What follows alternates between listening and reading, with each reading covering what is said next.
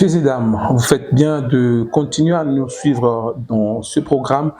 Merci à tous ceux qui nous ont laissé des messages par rapport aux émissions précédentes. Comme vous le savez, nous sommes sur une série qui a trait bien sûr au prophétisme biblique face au mouvement prophétique de l'heure. Et dans les émissions précédentes, nous avons fait des généralités sur le prophétisme et la prophétie, mais aussi nous avons essayé de mettre la différence entre le ministère prophétique et le don prophétique ainsi que le langage prophétique. Voilà qu'à ce jour, voilà, nous allons parler des écoles des prophètes. Vous le savez déjà, notre invité, c'est le pasteur Emmanuel Kasongo de l'église Temple de Dieu. Voilà, c'est avec lui que nous allons essayer d'en savoir plus sur les écoles des prophètes. Pasteur, une fois de plus, bienvenue et bonjour. Merci beaucoup, bonjour, et à tous ceux qui nous suivent, nous leur disons aussi bonjour.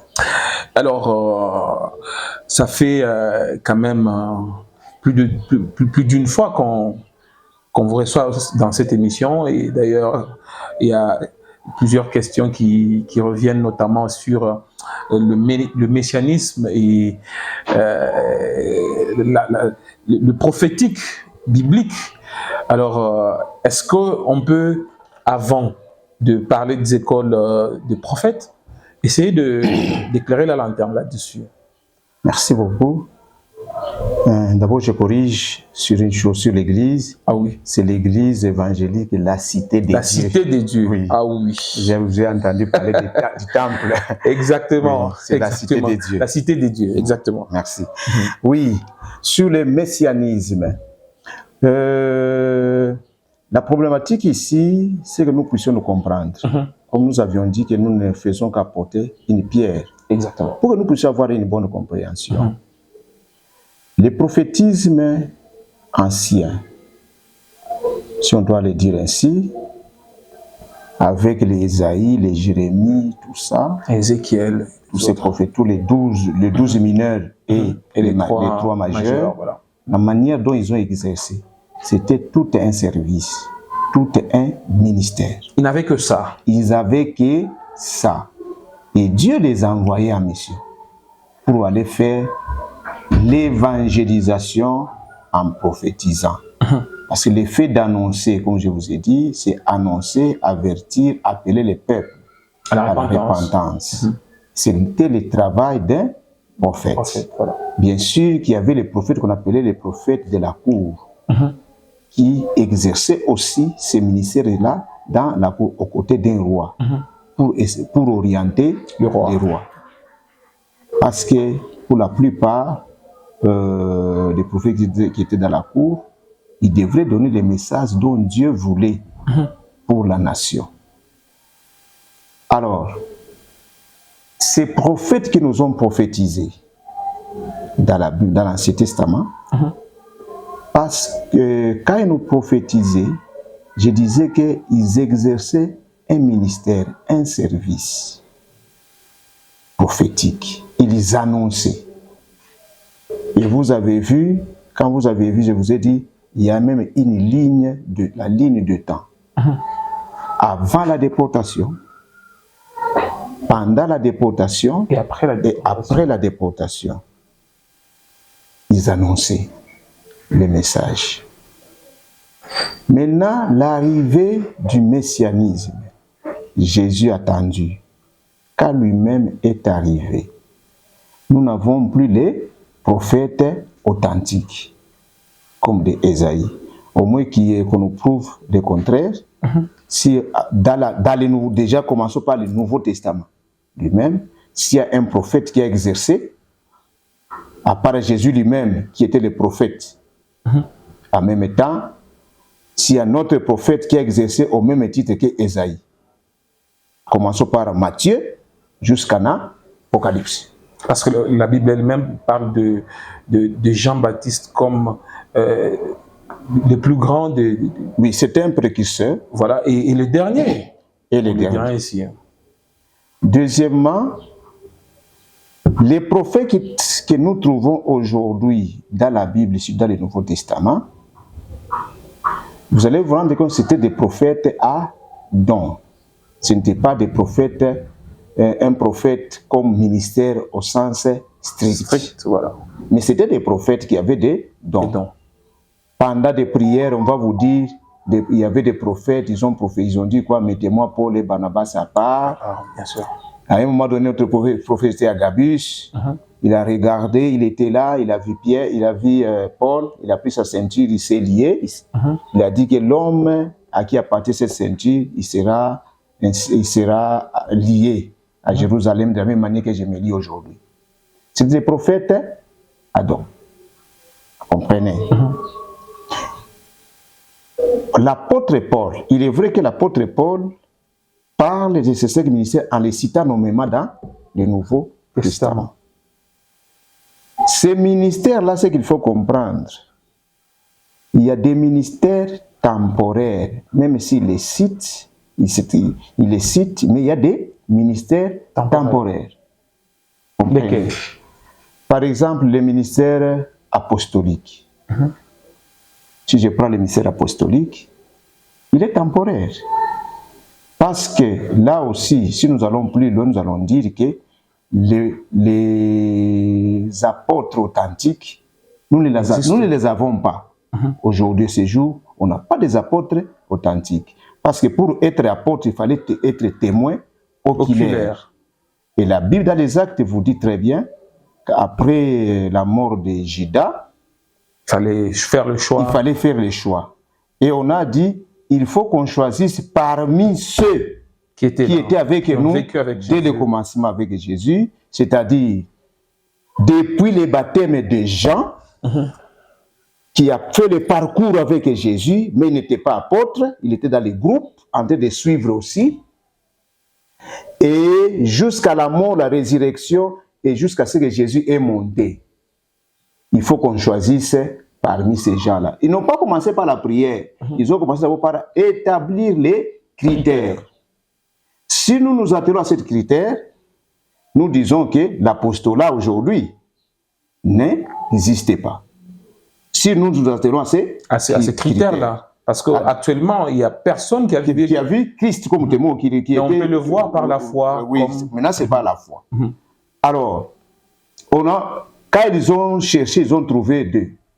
Et la prière, ils ont présenté à Dieu. Choisi entre les deux. Entre les deux. Ils ont jeté au sort. C'est ainsi qu'on va choisir Matthias. À part les 12, il y a eu Paul qui est venu. Vous savez, il a eu des difficultés pour se faire accepter comme apôtre. Les autres, parce qu'ils savaient que les critères étaient fermés. Paul ne pouvait pas être apôtre. Mais Paul a prouvé que moi aussi, je l'ai rencontré sur le chemin de Damas. Et surtout dans sa retraite là, de 3 ans en Arabie, où il a vu des visions et des visions, et il vient vous dire que mon évangile ne vient pas des hommes. Je l'ai reçu de lui.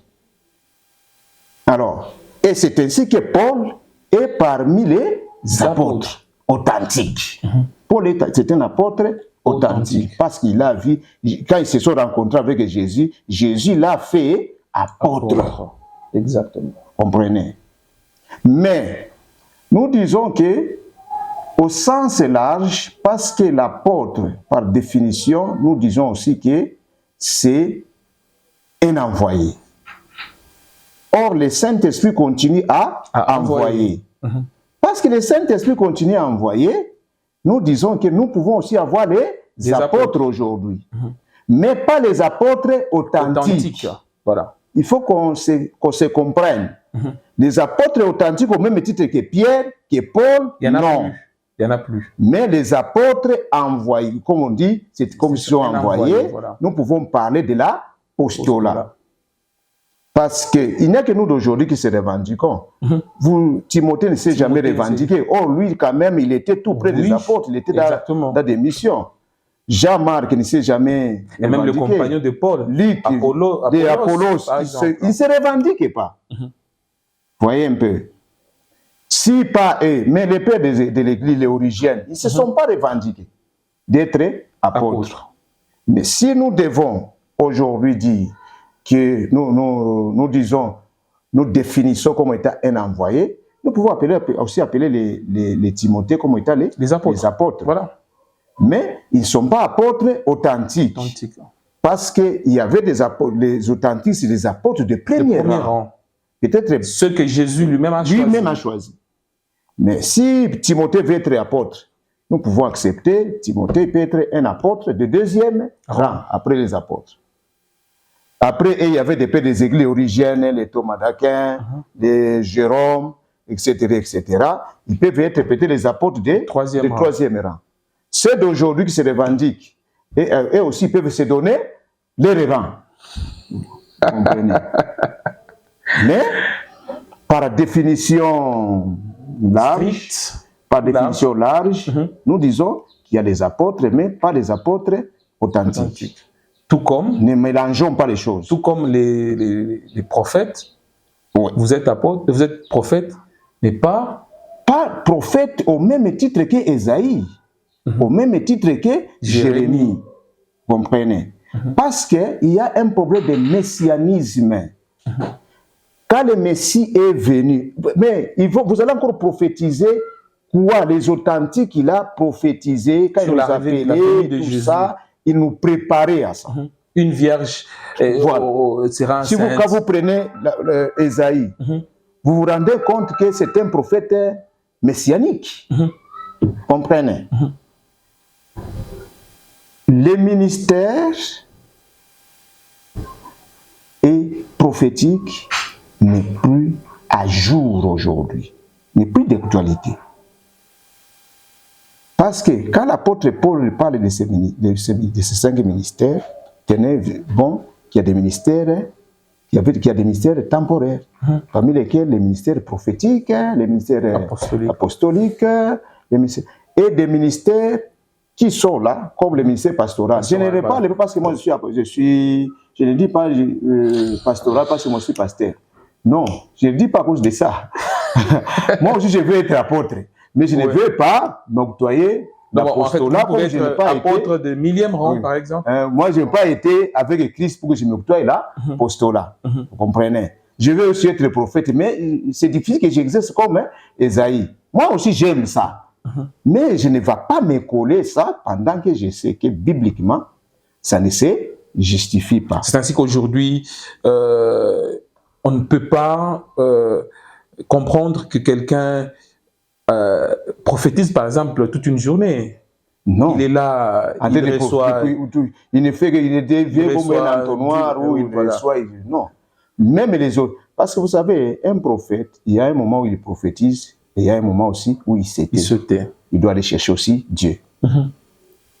Écoute, quand j'insiste que l'émissaire prophétique, l'ancienne là, authentique, n'existait pas, ces prophètes-là, quand ils parlaient, c'était déjà l'inspiration de la Bible. Et quand il parlait, on n'avait pas besoin d'aller vérifier tout ça. Non, non. On ne peut pas vérifier. Parce que ce que Dieu a dit, on ne peut pas le vérifier. C'est authentique. Et c'était déjà l'inspiration de la Bible. Tout ce qu'ils ont prophétisé, c'est ce que nous lisons aujourd'hui. C'est-à-dire que Jésus, quand il vient, il ouvre le rouleau à l'endroit où il est dit, du prophète Ésaïe. Voilà. Il retourne chez les prophètes. Voilà. Est-ce qu'aujourd'hui, ce que nous avons comme prophétie, nous pouvons aujourd'hui les authentifier. Nous pouvons faire référence bibliquement. Parce que la Bible elle-même nous renvoie à la Bible. C'est ça.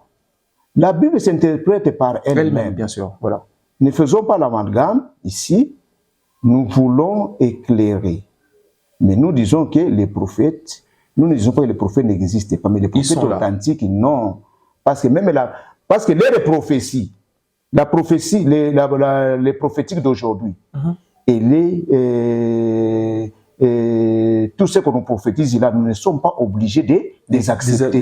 Voilà. L'apôtre nous a dit ne les rejetez pas. Et ne prenez pas toute prophétie, Analysez. ne rejetez pas, mais analysez.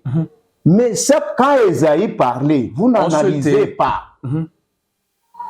C'est vrai qu'il y avait des faux à l'époque, qu'il y avait aussi des faux prophètes.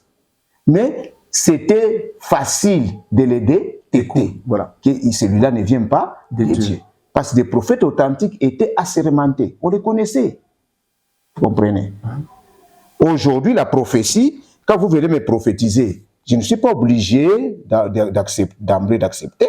Je dois examiner pour voir si ce que vous me dites, conformément à la parole de Dieu, si c'est bon. Mais quand Esaïe est arrivé, tout le monde se taisait parce Tout le monde se taisait. de la parole de Dieu. Qu'on ne fasse pas, qu'on ne mélange pas les choses et qu'on comprenne. Donc, ayons cette humilité, que les titres ne puissent pas nous rendre aveugles. Parce que je vais avoir ces titres. À tout prix. Oui. Mais que la parole de Dieu puisse nous dominer. Ah oui. Et quand la parole de Dieu nous domine, nous allons comprendre des choses. À tous les prophètes, d'ailleurs, moi j'aime les prophètes, je les aime beaucoup. Moi de même, j'aime quand ils prophétisent, s'il y en a qui viennent me prophétiser, tout là, moi, en tout cas, je vous aime. Les prophètes, je les aime. Mais acceptez aussi que le prophétisme authentique n'existe pas. Nous avons un prophétisme à don, voilà, que vous recevez, pour lesquels vous pouvez à un moment donné vous tromper. Surtout que vous pouvez vous tromper, il peut y avoir des parasites, vous recevez mal les messages et vous prophétisez mal. Cela ne veut pas dire que vous devenez un faux prophète. Ah oui. Vous pouvez vous tromper. C'est pourquoi nous examinons, en fait aussi de vous encadrer. Parce qu'on peut aussi... Je voudrais que vous puissiez insister là, parce qu'il y a eu une vague des prophéties qui, selon plusieurs, n'étaient pas accomplies. Et puis, on a commencé à considérer ces donneurs de ces messages comme faux, par exemple. Et maintenant que vous dites que le faux prophète n'est pas nécessairement celui qui donne un message qui ne s'accomplit pas. Est-ce que... Oui, actuellement, dans les sens actuels, quelqu'un peut avoir un don de prophétie. Il n'a pas encore la maîtrise de ces dons-là prophétiques, parce que parfois ça agite ces dons-là. Il reçoit, il ne sait pas transmettre, ou bien il ne sait pas aussi, parce que vous savez, il y a peut-être là les images. Pour décoder les images là, peut-être il n'a pas encore cette maturité là. Il décode mal et il communique mal. Ça ne va pas s'accomplir parce qu'il n'a pas bien fait les choses. Voilà. Cela ne lui fait pas un faux prophète. C'est là où les églises doivent jouer un grand rôle d'encadrer et surtout que nous allons parler des écoles des prophètes. Ah oui. C'est d'ailleurs le pourquoi de ces écoles-là. Encadrer ces jeunes prophètes-là, à son début, les conseiller, apprendre la parole de Dieu, quand ils voient ça, et comment tu peux communiquer. Parce que vous savez, dans les langages prophétiques, il y avait des symboles, il y avait des gestes. Tout ne se donnait pas seulement par le vocal. Ça peut être des gestes, des symboles. Vous voyez par exemple la Gabi, je vous ai dit, il a utilisé juste la ceinture. Et il a dit, voilà, ainsi parle Dieu.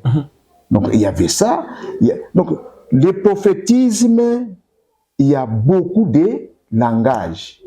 Il y a aussi les paraboles, tout ça à utiliser. Comme aujourd'hui, on peut donner un message, l'église prie, le message tout change. Comme il peut y avoir un message, il y aura un mort dans cette église, tout ça. L'église, quand on lui donne ce message, on l'a averti, non? Pour qu'il fasse, c'est pour qu'il prie. Et arrêtez ça. Et vous ne voyez pas les morts ces jours-là dont le prophète a parlé. Vous dites que c'est un faux. Non. Il n'est pas un faux. Il vous a averti et l'église a pris ses dispositions de prier et arrêter. Ça ne lui fait pas un faux prophète. Voilà, très chers téléspectateurs, nous allons parler présentement des écoles des prophètes. Vous qui avez posé des questions, j'espère que vous avez eu des réponses convaincantes, mais aussi qui vous édifient par rapport au prophétisme authentique exercé par les 3, mais aussi les 12 répertoriés dans la cartographie prophétique et biblique, bien sûr. Alors, aujourd'hui, nous allons parler des écoles de prophètes. Alors, pasteur, je voudrais, d'entrée de jeu, que vous parlez un peu d'une manière large. C'est quoi une école des prophètes? D'une manière large, une école de prophètes, je vais dire que c'est un groupe de religieux.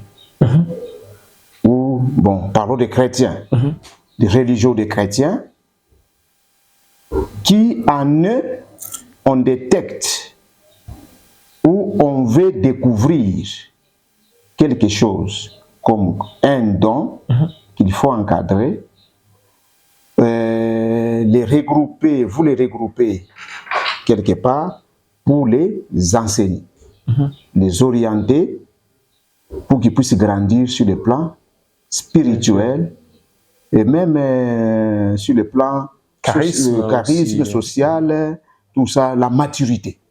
Bref, qu'ils aient cette maturité-là parce qu'ils ont quelque chose en eux.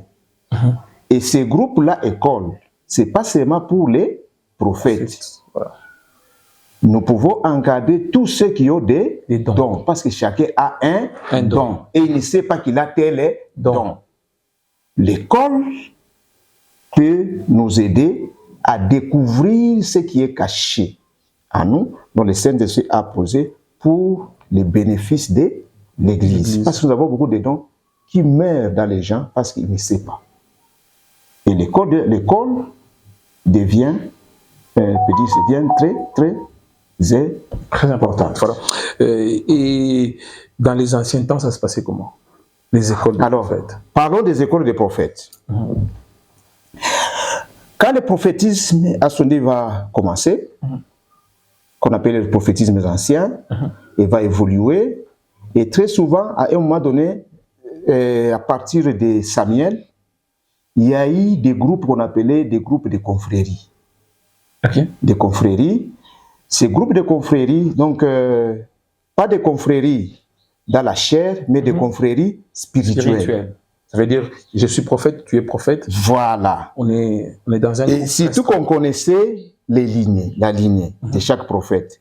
Parce qu'on connaissait déjà que dans cette famille, c'est une famille de prêtres. Ah oui. Seront, par exemple, Aaron, les Lévites, les souverains, tout ça. Et on connaissait aussi la lignée des prophètes. Ok. Vous comprenez? Donc on savait que dans telle famille, on produit des prophètes. Oui, ceux qui naissent là-bas, ce sont des prophètes. De la famille des prophètes. Ça, on connaissait. Comme les Lévites, par exemple. Vous voyez, quand Saïl avait prophétisé, les gens s'étaient étonnés. Parce qu'ils savaient que lui ne peut pas. Vous comprenez? Il n'est pas de Ce sont des exceptions. Ah oui. Selon le Saint-Esprit. Le Saint-Esprit a fait de lui-même des exceptions. Mais les gens se sont étonnés. Non. Il ne lui peut aussi, pas prophétiser. Mais comment il parle? C'était l'étonnement en Israël. Alors, c'est ces gens-là qu'on appelait les Ben-Navi, donc les fils des prophètes, qu'on regroupait. Et les premières écoles, les précurseurs de ces écoles-là, c'était d'abord Samuel. Parce que ça a commencé au centre culturel de Rama.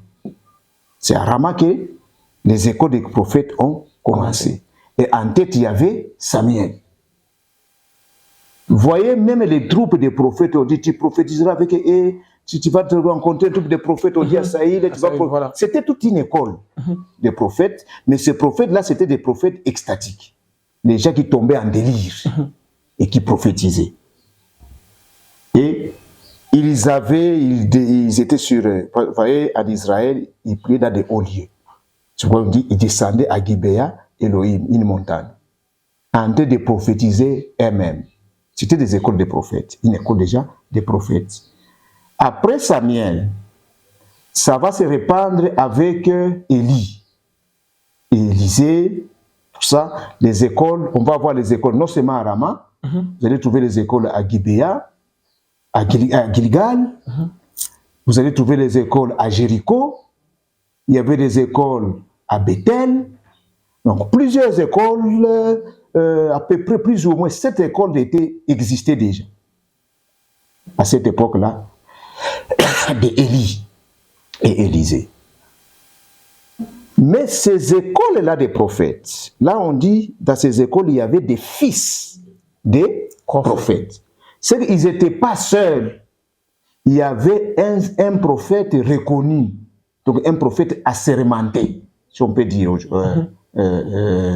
s'exprimer ainsi. Un prophète assermenté qui était là comme le maître, qui orientait ces jeunes prophètes par le fait qu'on connaissait déjà qu'ils sont de la lignée des prophètes. Deuxièmement, on ne les enseignait pas à prophétiser. Prophétiser, ça ne s'enseigne pas. Ok. Comme on en a eu dans les temps anciens, on regroupe les jeunes pour leur apprendre à parler en langue, par exemple. Non, ça ne s'enseigne pas. Le parler en langue ne s'enseigne pas. Le prophétisme ne s'enseigne pas. Comment tu vas dire tu vas commencer à voir les... Non. C'est pas l'esprit. C'est pas le Saint-Esprit qu'on prophétise. Nous ne pouvons pas, si vous avez les écoles actuelles où on vous dit venez, nous allons vous apprendre à prophétiser, ce n'est pas une bonne école. Ce sont des écoles auxquelles d'ailleurs nous allons parler, nous vous en parlerons prochainement maintenant du prophétisme de l'ère actuelle. Ah oui. Mais qu'est-ce qu'eux faisaient dans les écoles? On ne les disait pas dites do, da. Non. On les enseignait la parole de Dieu. Ok. On les enseigne. Parce que la prophétie a comme fondement la parole de Dieu. On les enseignait. On les enseignait les langages. Comment, si vous recevez un message, comment vous allez les communiquer. Si vous voyez tel animal... Voilà. Comment vous allez les faire. Parce que, écoute, les précurseurs de ces écoles, lui aussi, avaient des problèmes au début. Parce qu'il n'avait pas de connaissances. Il ne connaissait pas Dieu. C'est Samuel. Quand on l'appelait, quand il était au temple. Trois fois. Est-ce qu'il est allé voir Dieu? Non. Il est allé chez son maître. Exactement. Il ne savait pas décoder les langages de Dieu. Mais c'est son maître qui va lui dire, cette fois-ci, si on t'appelle, dites ceci. Seigneur. Et quand il a dit, Dieu l'a parlé. C'est déjà une école. Vous comprenez? Samuel était déjà dans une école auprès de quelqu'un. Bien sûr, même si ce n'est pas une école structurée. Non, mais c'est déjà une école. C'est déjà une école. C'est un apprentissage. Oui. Voilà. C'est comme Géasi avec Élisée. Quand bien même lui avait gaffé. C'était déjà une école. Vous comprenez? On apprenait les gens, donc les maîtres qui étaient là, les prophètes assermentés, c'était lui le professeur. Même si il a seulement un seul élève, c'est déjà une école. Comme Élie et Élisée. Comme Élie et Élisée. C'était toute une école. Vous comprenez? Parce qu'il voyait, il apprenait. À un moment donné, il m'a dit, suis-moi si tu me vois. Quand je vais tout ça. Je vais te donner. Vous comprenez? Tu recevras ce que tu demandes. C'est un disciple. Et en tant que disciple, Élie est le professeur. C'est une école. Mais les écoles structurées, là où on savait que là, il y a les fils des prophètes, c'était à Rama, à Gilgal, à Jéricho, à Bethel et j'en passe. C'est là où il y avait des fils des prophètes, à qui on enseignait la parole. On les enseignait. Et vous allez voir, s'il devient grand, et il commence réellement à prophétiser, parce que prophétiser, on ne voit pas, ce n'est pas le professeur qui lui dit maintenant prophétise. Non. C'est Dieu lui-même. C'est Dieu. Mais les professeurs, tout ce qu'il a à lui dire, c'est de comment quand tu reçois, comment tu peux interpréter, comment tu peux transmettre par des langages, soit par des langages symboliques, par des langages, par des hyperboles, par des gestes, par la voix orale, tout ça. Donc on les enseigne pour ne pas tomber dans les hérésies. Voilà. Ils doivent rester authentiques. Ce sont des disciples. Vous savez, c'est comme un peu si nous prenons nos amis catholiques, de là où ils étudient au séminaire, petit séminaire, grand séminaire. Mais c'est une école de prophètes. C'est une école de prophètes. Parce qu'ils apprennent. Ils sont nés d'apprendre. Et quand ils sortent de là, ils ont... C'est pour communiquer ce qu'ils ont fidèlement ce qu'ils ont reçu. Voyez, c'est dans ces écoles-là où on apprenait aux prophètes l'éthique. Comment se porter, comment parler. Vous ne pouvez pas appeler toute une maman. Oui, maman, la moukambe les coudes.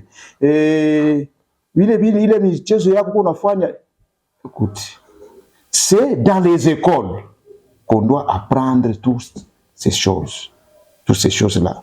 Dans les écoles qu'on appelle les écoles des prophètes. Ces écoles, les prophéties, vous allez voir dans la Bible, à part ceux qui ont dit à Élisée, que c'est-il que ton maître sera enlevé au jardin. Ah, taisez-vous, moi-même je le sais. Tu vois, c'était vraiment des disciples. Tu vois, Élisée ne s'occupe même pas d'eux. Il disait ce qui est vrai. Ah, vous aussi, restez là-bas, moi-même je le sais. Alors que c'était vrai. C'était vrai. Il dit, lui aussi dit déjà que je le savais. Parce qu'il avait déjà aussi cette révélation. Mais ils l'ont répété pour le pasteur, ça donne une très belle image. Toute une garnison des prophètes qui ont le message de Dieu. Pourquoi le message de Dieu était si facile à trouver, par exemple, actuellement? Oui, ces gens-là, vous savez, dans ces écoles, dans les écoles des prophètes, ces gens-là, ils s'exerçaient beaucoup à la piété. Ok. Dans les écoles des prophètes, on apprend ces gens-là à être en connexion avec Dieu. Parce que je vous avais dit que les prophètes, c'est celui c'est un ascenseur, c'est l'homme de l'esprit. Il est dans la cour de Dieu. Et il siège avec Dieu. Ce sont les véritables hommes de Dieu. Oui. Et pour siéger, donc tu dois avoir un contact permanent. Et dans une piété aussi permanente. Oui. Tu comprends? Ils s'exerçaient à ça. Ces gens qui étaient dans ces écoles-là. On les apprenait. Ça s'apprend. Voilà comment vous allez vous comprendre, vous allez vous comporter. Mais on n'apprend pas quelqu'un à prophétiser. Mais on apprend comment il peut se comporter quand il a les messages prophétiques. Vous comprenez? Et il peut détecter que ici, ce que je vais le recevoir, non, ça c'est pas. C'est comme vous savez, si ça ne vient pas de parfois c'est le diable qui les souffle, hein, nos prophètes actuels. On les souffle comme il ne comprend pas les lances. Parce qu'il n'est pas passé par une école, par un encadrement. Et il ne passe pas pourquoi par ces écoles, parce que la plupart, nous aimons être indépendants. Je voulais que vous puissiez insister là-dessus. Est-ce nécessaire qu'avant de prophétiser, est-ce nécessaire vraiment que tout le monde ait au moins un maître? Je vais dire oui. Je vais dire oui, c'est très nécessaire d'avoir un maître. Pas n'importe quel maître. Moi, je ne dis pas aux gens d'aller voir n'importe quel maître qui risque de l'initier. Quelqu'un qui est au Ghana, oui, lui, qui risque de l'initier. Les plus grands maîtres dans ce domaine, parce que moi, je suis de celui qui croit, qui pense que le prophétisme est dans l'Église. C'est que l'Église reste le seul maître des prophètes. À travers son responsable établi. Les problèmes que nous avons aujourd'hui dans l'Église, dans le prophétisme, dans ces mouvements, les gens se connectent à n'importe qui. C'est ce qui cause le problème. Restez dans votre Église, même si votre pasteur n'est pas prophète, mais il va vous enseigner. Et moi, je suis de celui-là qui pense que qui encourage que les églises créent des écoles des prophètes. Pour encadrer non seulement des prophètes, disons des écoles des ministères ou des dons, voilà. Des dons.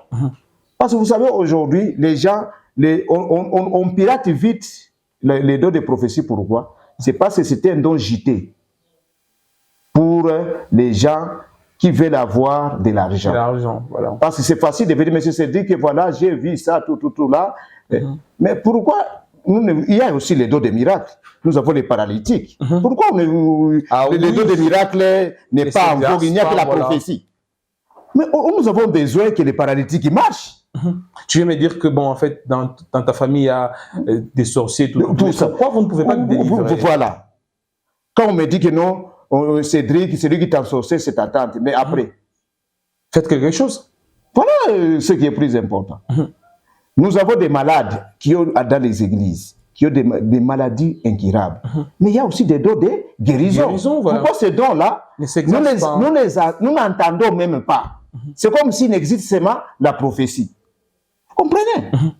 Il y a problème. Le don de prophétie est infiltré. Et nous devons la protéger. Ce n'est pas l'affaire de vous, journalistes, seuls, ni de moi qui est en train de parler, ni des pasteurs seuls, mais que ça soit l'affaire de tout le monde. Et de tous les chrétiens, et les jeunes, en commençant par les fidèles qui reçoivent ces messages-là. Et les jeunes doivent beaucoup s'impliquer parce que les jeunes, c'est la cible même de l'ennemi aujourd'hui. Voilà. Il y a des jeunes gens qui ne veulent plus s'identifier à leur père. Pourquoi? Parce que leur père n'a pas le don prophétique. Le père est dans l'enseignement. Et puis on croit que il n'a pas assez de feu. Et bon, en fait. Alors, est-ce que ce n'est pas à cette jeunesse-là que le message devrait beaucoup plus s'adresser? Oui, il y a cette jeunesse-là, non seulement cette jeunesse, même aux vieux. Parce que eux aussi, ils n'ont pas bien encadré la jeunesse. Et parfois, les vieux sont tentés aussi de dévier cette jeunesse. La jeunesse, c'est une force. Il faut qu'on l'encadre. Il faut que les gens qui parlent clairement. Vous savez, moi je vous dis, si nous ne parlons pas de ces choses, nous gardons silence. Ça sera un silence coupable, très même coupable, complice. Très coupable, complice même. Oui, oui. Nous devons en parler, que les gens se fâchent ou qu'ils ne se fâchent pas, mais parlez-en. Nous devons parler pour sauvegarder ces dons de prophétie et garder notre jeunesse chrétienne. Nous devons les garder. Ça nous appartient. Alors, il y a aussi une histoire, prophète des nations, prophète majeur. Est-ce qu'il y a des points communs? Bon, oui. Déjà, un prophète des nations, comme si nous entrons dans la Bible, Ésaïe, vous voyez, Ésaïe, Jérémie, qui prophétisait aux nations, parce que chacun avait son domaine, avait son sphère où il devrait prophétiser. Vous comprenez ça? Alors, ces domaines-là,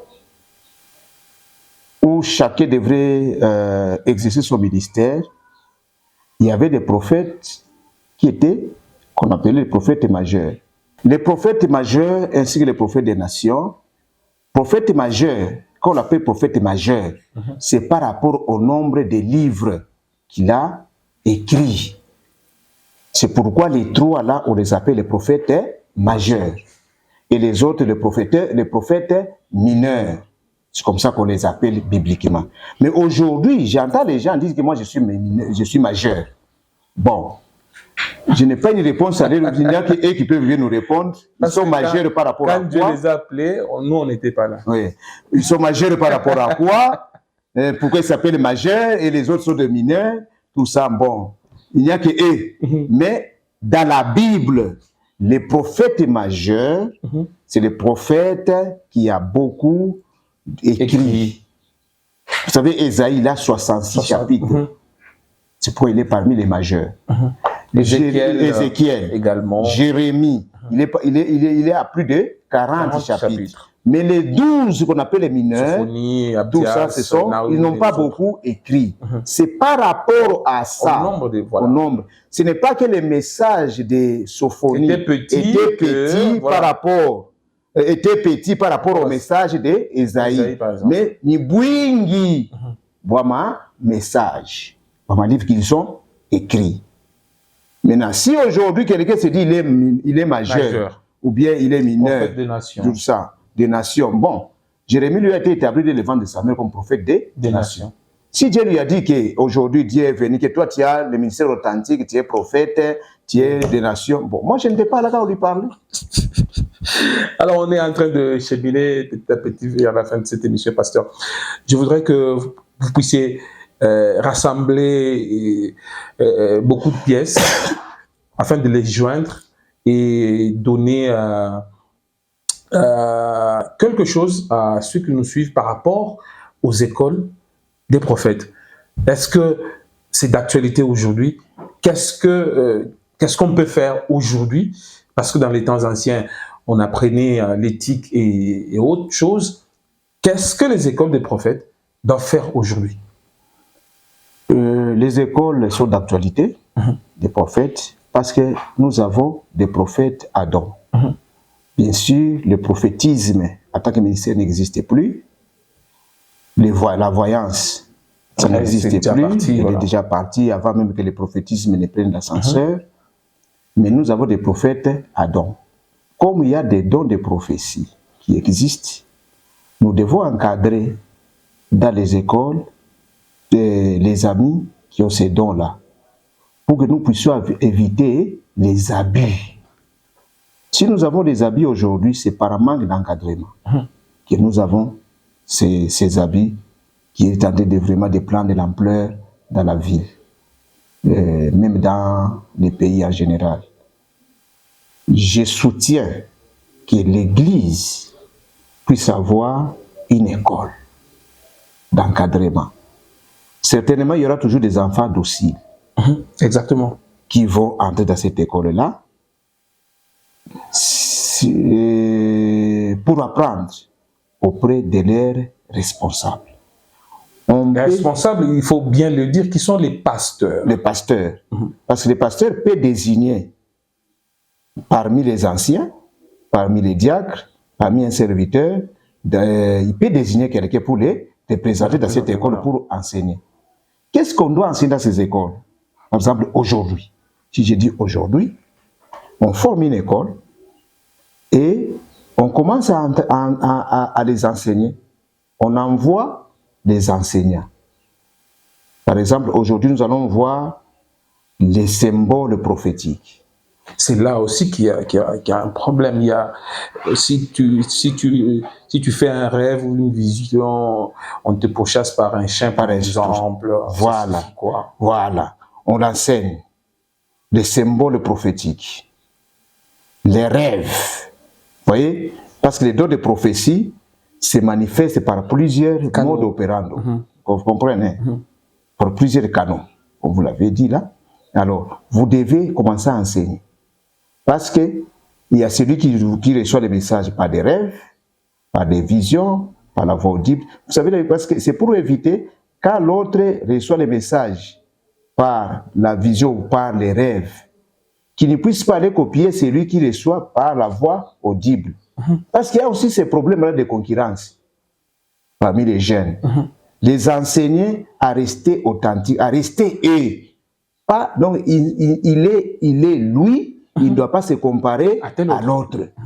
Qu'il reste. Il y en a qui peuvent recevoir par conviction, comme vous l'avez dit l'autre fois. Il y en a qui reçoivent le message par voix audible. Il y en a qui doivent dormir nécessairement pour avoir un message. Il n'est pas moins important que celui qui le reçoit par la voix audible. Parce que par la voix audible, peut-être il a reçu juste dans quelques secondes.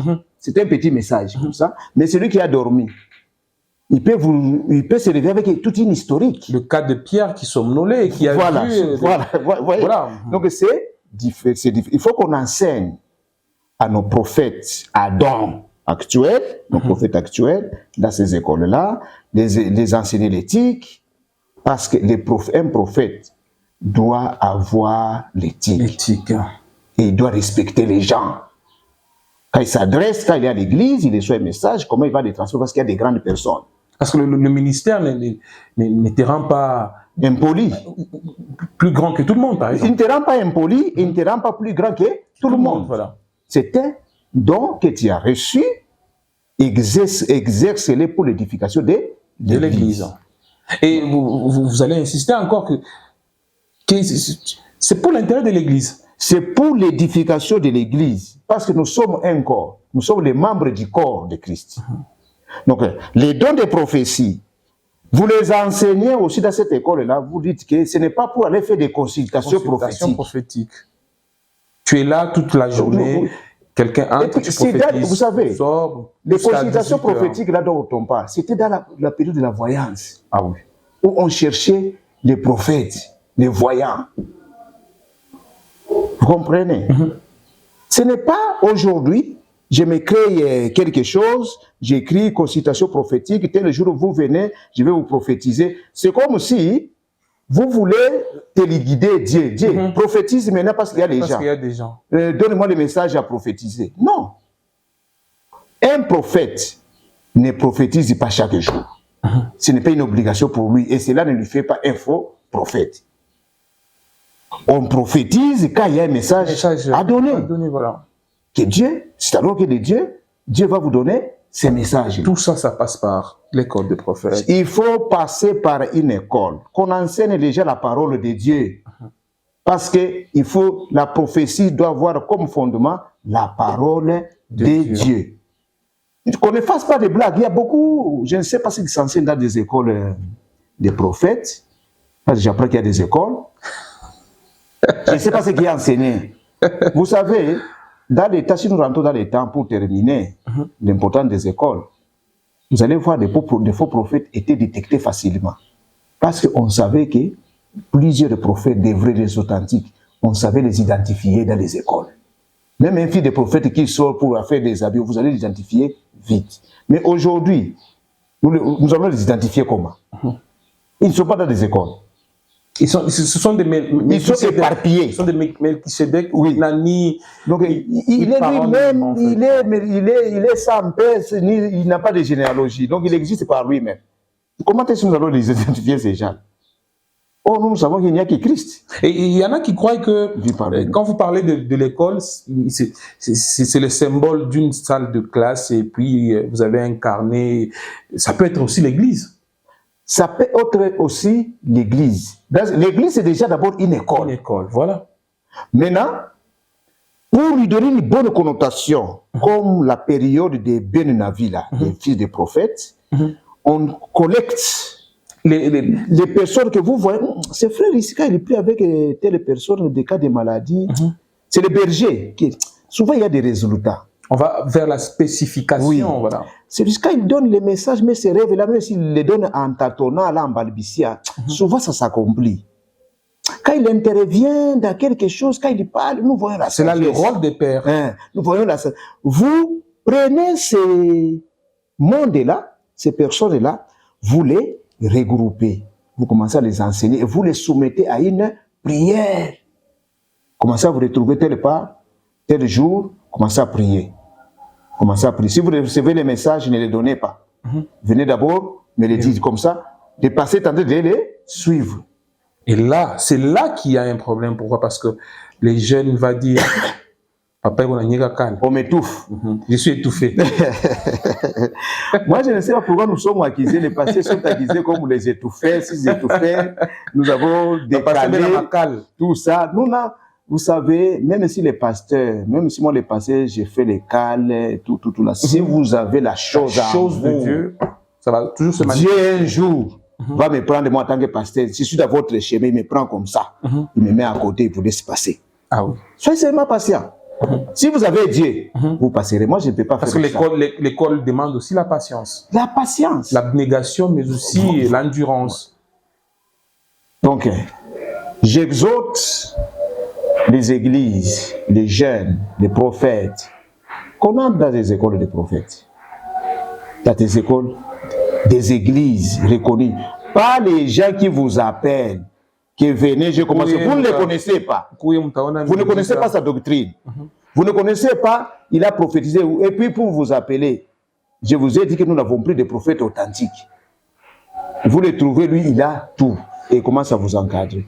Laissez-vous encadrer par l'église. Quant à l'église aussi, de prendre des précautions, parce qu'il ne faudrait pas aussi que l'église aussi puisse former un obstacle. Mais que l'église puisse facilite les choses. Facilite les prophètes, facilite les jeunes, facilite les dons. C'est pour l'édification de l'église. Nous avons fini, pasteur. Merci. Un petit mot. C'est vous dire merci de m'avoir reçu. Une petite question, pasteur. Vous avez une école des prophètes? Nous avons qui est encore embryonnaire. Ok. Avec, je crois, 3 ou 4 personnes. Je suis en train de réfléchir comment je vais faire pour que le maître... Ah oui, c'est très intéressant. Jusque-là, c'est vraiment embryonnaire. Alors, un petit message, avant qu'on finisse. Un petit message, j'ai appelé les chrétiens en général, qui ont les dons de prophétie, de l'exercer conformément à la parole de Dieu, et à la population chrétienne de nous aider à encadrer les dons de prophétie, à ne pas accepter n'importe quoi. Accepter dans vos maisons, là, vos maisons, ce n'est pas un champ de football des prophètes.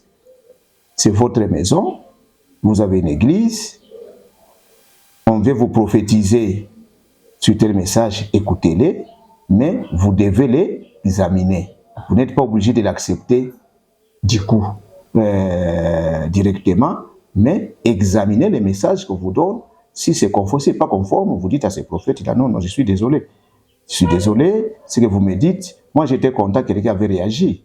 Il avait dit non. On lui dit, non, Dieu m'a dit, et tu as beaucoup pleuré pour avoir les enfants, tu vas tout ça. Pendant que la personne avait déjà des enfants. Vous comprenez? Oh, Dieu m'a dit, il va te bénir. Il y a un professeur à qui on a prophétisé, on lui dit non. Quelqu'un, le matin à la barrière, il se pointe et lui dit, voilà, Dieu m'a dit, va te bénir, tu auras beaucoup de voyages, tu vas avoir des véhicules. Le professeur lui dit d'ailleurs, quand il sortait dans sa barrière, il venait d'un voyage à la veille. Il lui dit, non, il ne faut pas me dire que Dieu va me bénir parce que je suis fatigué des voyages. Je suis déjà fatigué. Quand tu viens avec tes messages là, me dit que Dieu va me bénir pour me donner beaucoup de voyages pendant que j'en ai déjà beaucoup. Les véhicules, regarde dans ma pensée, il y a autant de véhicules. Regarde, les véhicules dont tu me dis que Dieu va me donner les véhicules. Regarde dans ma parcelle. Il a coupé court. À côté, il y avait sa femme va dire non, soit les dames aiment être prophétiques. Il dit non. Ce n'est pas moi qui les dérange, mais c'est lui qui nous dérange. Voilà. Parce que nous devons aller au culte. Il est 8h, il est 7h30, 8h, nous devons aller au culte, mais lui est en train de nous prophétiser. Il doit aller aussi à l'église. Donc, j'appelle l'église à pouvoir encadrer les prophètes. À dons, ceux qui ont des dons de prophétie, pour l'édification de l'église.